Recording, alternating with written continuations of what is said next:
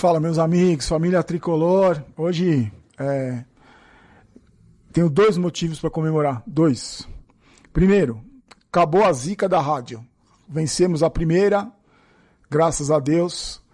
E outra, motivo de alegria. Não vai ter viúva do Diniz hoje me enchendo o saco, me atormentando. Hoje, por causa da cirurgia que eu fiz na boca, eu fiz a transmissão daqui do escritório da rádio, porque eu tô realmente, não consigo nem falar, a boca tá bastante machucada e toda vez que fala começa a sangrar. Então eu vou fazer um vídeo mais curto hoje.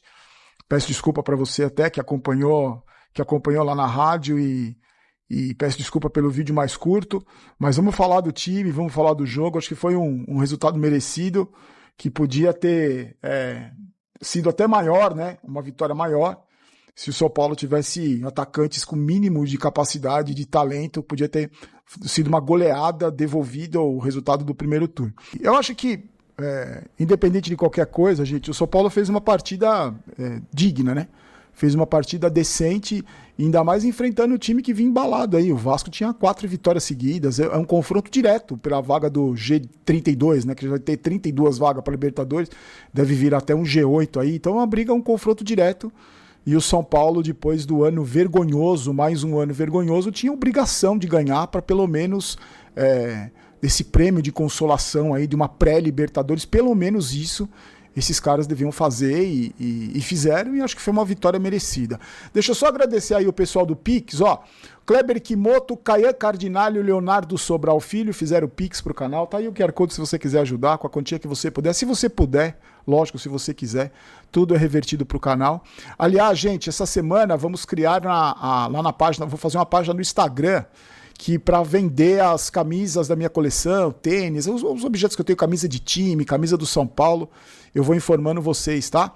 Vou fazer uma venda lá para tudo baratinho, tudo não é para todo mundo tem condição de comprar, são produtos da minha coleção, tem muita coisa e eu vou anunciando para vocês. É uma página no Instagram que eu vou vender por lá, que é mais fácil. A gente entra em contato, aproveita, troca uma ideia. Então essa semana vai ter. Amanhã eu vou ver se eu consigo gravar um vídeo. Caramba, como dói essa boca. Amanhã eu vou ver se eu consigo gravar um vídeo mostrando as camisas. E aí eu vou anunciando para vocês, tá? Nos vídeos o endereço da lojinha do Barolo para você comprar lá as camisas, os produtos de esporte se você quiser, tá? Bom, meus amigos, hoje o time desfalcado, né? Sem o Luciano e sem o Mike e sem o Cedric também, que estão lesionados, e fora os 418 que estão no departamento médico, o Crespo optou por entrar em campo com o Lucas no ataque e o Tapia. E eu acho que o São Paulo, no começo do jogo ali, fez equilibrou, foi um jogo equilibrado, tentou equilibrar o jogo com o Vasco ali, não teve uma postura tão recuada como eu imaginei que pudesse ter. E um jogo equilibrado, o primeiro tempo equilibrado. O São Paulo com muita dificuldade, o trio de zaga no primeiro tempo para ganhar as disputas pelo alto, principalmente em bola parada do Vasco, né? As bolas paradas do Vasco sempre levavam perigo e o São Paulo teve uma chance clara com o Tapia numa jogada construída, numa bela jogada construída num contra-ataque. E o Tapia finalizou bem, o goleiro do Vasco fez uma grande defesa. O Vasco criou pouco também, teve uma cabeçada na trave, numa bola parada, e 2 defesas do Rafael no primeiro tempo, que garantiram o São Paulo não sofrer gol. E no final do primeiro tempo, um pênalti, gente, em cima do Arboleda, que na cara do juiz, impressionante, na cara dele, ele não viu o pênalti, absurdo em cima do Arboleda, absurdo. E aí, pra mim, a surpresa, e eu tenho certeza que passou a surpresa também, o VAR pediu a revisão e esse juiz horroroso aí, um dos piores que tem, todo mundo fala tão bem desse juiz aí, um juiz horroroso, o tal de Wilton Pereira Sampaio, aí ele foi no VAR e viu que o cara segurou o Arboleda de um jeito absurdo. E aí o Lucas bateu o pênalti, né, na rádio até o Cassino, que é o narrador, comentou, chamou a responsabilidade, falei, mas é pra isso que ele tá aí, né? É para isso que ele é um dos maiores salários, é para isso que a gente espera muito do Lucas, que não fez nada em 2025, aliás, fez muito pouco desde que ele voltou, e ele chamou a responsabilidade e fez o gol de pênalti, o São Paulo saiu vencendo. E aí vem para o segundo tempo, e como a gente sabe que o São Paulo morre no segundo tempo, que o preparo físico do São Paulo é podre, a gente sabe que o time morre no segundo tempo, o Vasco pressionou nos primeiros 10, 15 minutos ali, que não fez o gol por milagre. O Rafael fez defesas importantes e aos poucos o São Paulo foi controlando o jogo. E aí o Crespo fez as alterações que eu acho que ele tinha que fazer Primeiro ele tirou o Lucas e o Tapia, colocou o Rigoni e o Ferreira. Esse Rigoni, meu Deus do céu. Que jogador horroroso, meu Deus do céu. Só que eu acho que o São Paulo ganhou o jogo quando o Crespo tirou o Bobadilla e o Marcos Antônio, que fizeram um primeiro tempo razoável, só que eles estavam muito cansados. O Bobadilla estava morto. E o Marcos Antônio, desde a lesão muscular, né, não consegue ter um ritmo forte, cansa no segundo tempo. E aí ele colocou o Alisson e o Luiz Gustavo, que eu acho que esses dois jogadores deram uma segurança maior ali, ajudando o Pablo Maia na marcação. E pode perceber que o Vasco não criou praticamente mais nada depois que o Alisson e o Luiz Gustavo, que os dois entraram. E o Luiz Gustavo ainda foi para a área e conseguiu fazer um gol numa boa jogada do Ferreirinha que cruzou, o São Paulo fez 2-0. E poderia ter feito muito mais se o Rigoni não fosse tão cabeça de bagre, se não fosse um jogador tão limitado tecnicamente, um jogador que eu não consigo entender um cara desse ser profissional, ser um jogador profissional. Perdeu 2 gols na cara do goleiro, realmente mostrando que o São Paulo tem muita dificuldade para fazer gol. Hoje conseguiu a vitória com gol de pênalti, um gol do meio-campista de 60 anos que teve que ir na área mostrar para os atacantes como se tem que fazer. Mas o São Paulo teve no segundo tempo o trio de zaga ali, o Rafael e o trio de zaga se destacou, conseguiu se acertar ali, não perderam praticamente nenhuma bola por cima, como tinha acontecido no primeiro tempo. Esse meio-campo, que é as substituições do Crespo, ele conseguiu segurar o ímpeto do Vasco. E o São Paulo sai com uma boa vitória num confronto direto e luta aí, vai lutar até o final do campeonato por uma pré-Libertadores. E aí vai chegar na fase decisiva do campeonato, vai jogar fora de casa na Vila Belmiro para meia dúzia de gato pingado, porque o incompetente do presidente fez com que o São Paulo jogasse fora de casa, longe da torcida, no momento mais decisivo do ano. No momento mais decisivo do ano, o presidente atrasa salário, no momento mais importante do ano, agora vai jogar fora de casa. Essa é a gestão do pior presidente do São Paulo. Vamos falar das notas de cada um. O Rafael foi escolhido o melhor em campo, eu acho que ele foi um dos melhores em campo mesmo. Hoje ele fez defesas importantes e o São Paulo não perdeu, né? Porque geralmente quando ele faz milagre o São Paulo perde, é o goleiro das defesas inúteis. Eu sei que vai ter as Rafaetes aqui, vão vir encher meu saco, porque né, para eles o Rafael é o Rogério Ceni versão 2.0. Para mim não fez mais do que obrigação e para mim ainda deve em jogos decisivos, está devendo. Para mim continua sendo um goleiro nota 6, não é porque hoje ele jogou bem, que ele é nota 8, e não é porque ele enterrou contra a LDU, contra a Palmeiras, que ele eu rebaixei para um goleiro nota 5. Para mim vai ser um goleiro sempre nota 6. E hoje ele foi um pouco acima da média, foi um dos destaques do jogo, uma nota 8 para o Rafael.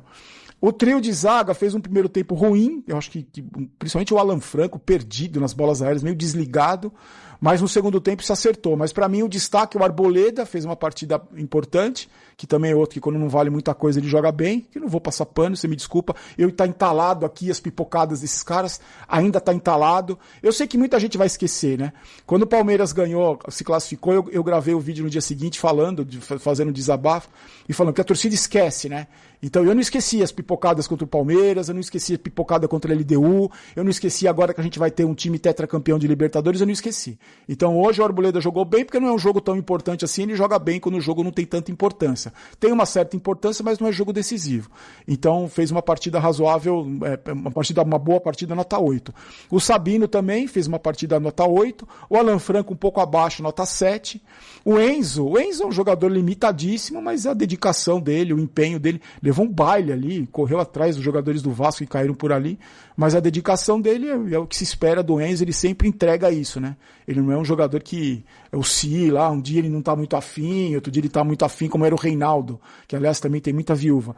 Ele fez uma partida com o mesmo empenho de sempre, nota 6,5. O Pablo Maia fez uma partida também boa, né? Protegeu bem a zaga ali, a gente torce pro Pablo Maia voltar a ser aquele que ele era antes da lesão, né? No São Paulo é assim, o cara se lesiona, dificilmente volta a jogar como ele era antes. Mas fez uma partida boa, nota 7. O Bobadilla e o Marcos Antônio, o Bobadilla fez um primeiro tempo razoável, o Marcos Antônio também.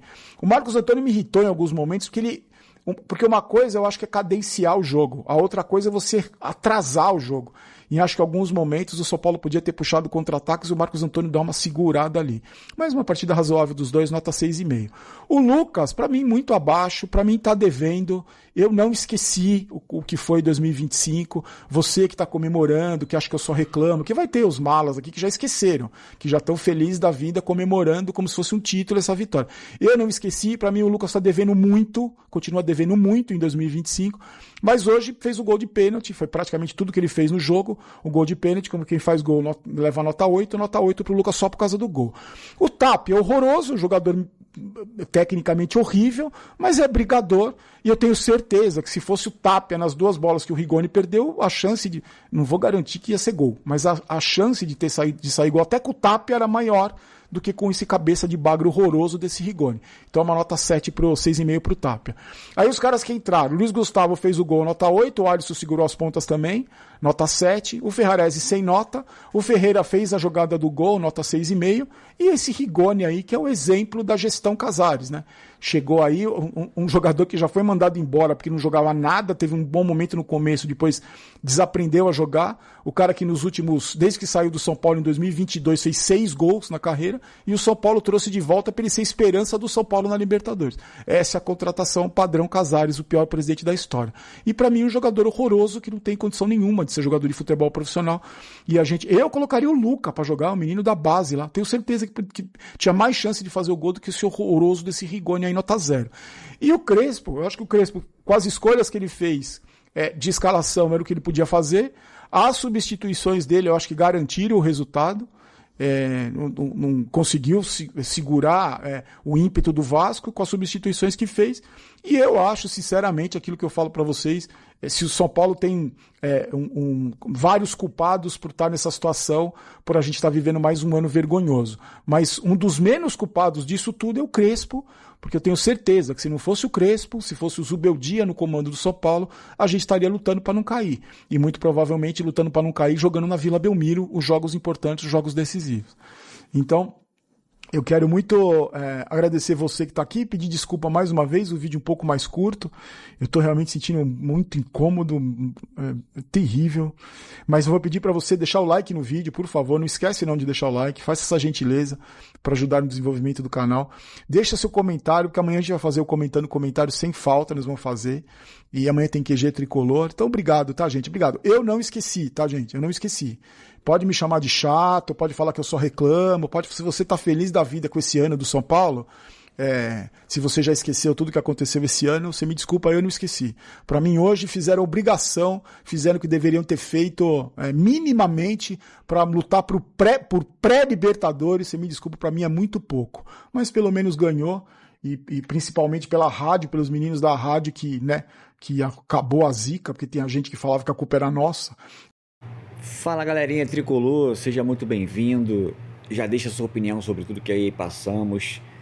Se inscreva no canal e ative o sininho de notificações para vocês não ficarem de fora de nada que acontece aqui no canal São Paulo Futebol Clube, onde todos os dias tem notícia para vocês, beleza? Então já se inscreva, deixa aquele like forte, beleza? Quem puder também compartilhar o vídeo vai ajudar demais a gente, beleza? Tamo junto e até a próxima. Valeu, galerinha. Fui!